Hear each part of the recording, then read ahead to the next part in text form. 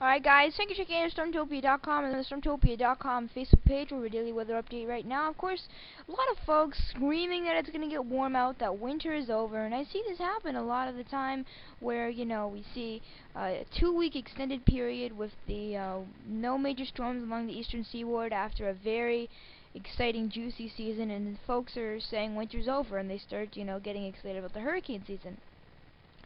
But I don't think we should jump onto that yet. Now, let me show you some of the models here for what's coming up, and I'm going to talk about the teleconnections in just a bit. But, of course, looking towards a little clipper, which hasn't had a lot of hype attached to it here, from the Midwest back into the Northeast. Let's just show you what it's depicting here. We are to 12Z Sunday.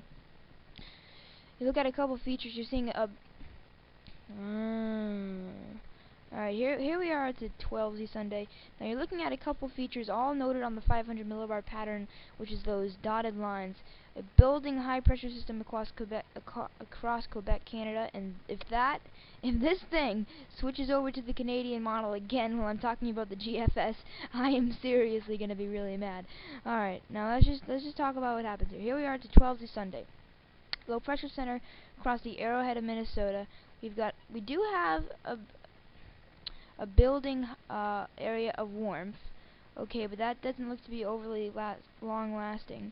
We've got a building bubble high over Quebec, Canada, and all these features form for the low pressure center to move off to the southeast, picks up a lot of moisture from the lakes, and therefore drops a decent amount of snow from the Great Lakes into the northeast. Now, what happens here is that's the GFS track. It starts here, then goes southeast.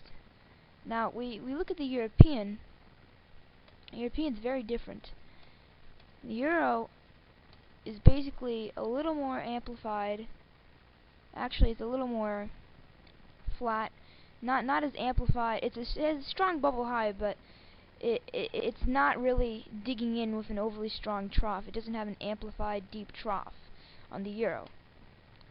So what you see here on the GFS is a deep trough, and it kind of carries the storm southward. In the Euro, I'm not really seeing that happen, so the storm's allowed to just wander off northeastward, and it starts north of Superior, or just on the northern fringes of Superior, makes its way across the North Country, and along and south of the track, you'll see rain and snow showers, and along and north of the track, you'll see maybe a solid snow event. Now, I say along, but the along areas are going to kind of be dependent on smaller features like orographic features. So along is kind of right along the track is where the forecast is most difficult, but we try to make a good forecast and figure out where that track's going to set up. And I think, based on past performance, the Euro is better in handling bubble highs. It's better than handling the features that we see in Canada, which affect the storms that move out of the Great Lakes. And either way, this won't be a major storm. I mean, it's a clipper, and where it produces a light to moderate swath of snow is going to be in the north of the track, and all you have to do is figure out the track. If it changes, then there's still not going to be a major impact on people's daily lives. Alright, 18Z, this is, I suppose this is the, Alright, here we go. Now here's the Canadian. Finally, we get to the Canadian, the one which really wanted to show itself while I was showing the GFS. It brings the storm more amplified in. The bubble high is really weak.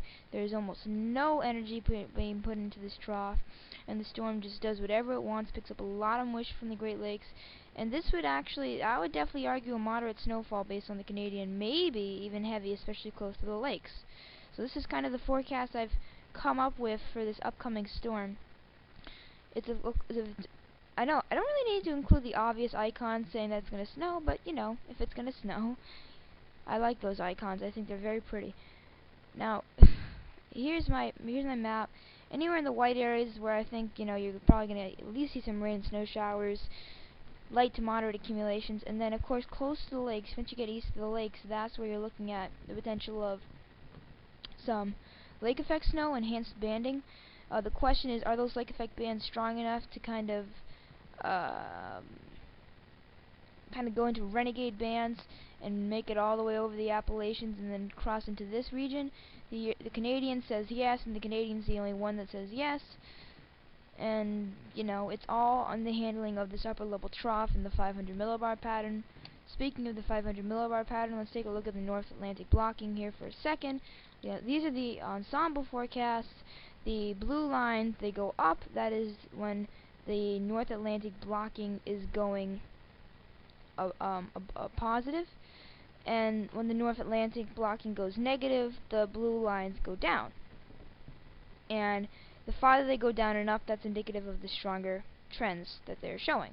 So here we are with the 7-day forecast. This is the 11th, so this is Saturday.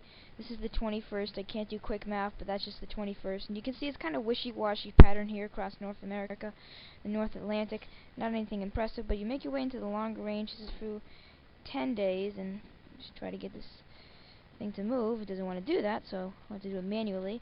That's when it's showing a more clear signs of going negative. And then you see 13-day forecast. It is clearly going negative, and that's, you know, the way it is. So a negative blocking pattern setting up, a number of amplified troughs going to be produced out of this bubble high, and I don't think the Northeast is up for this winter.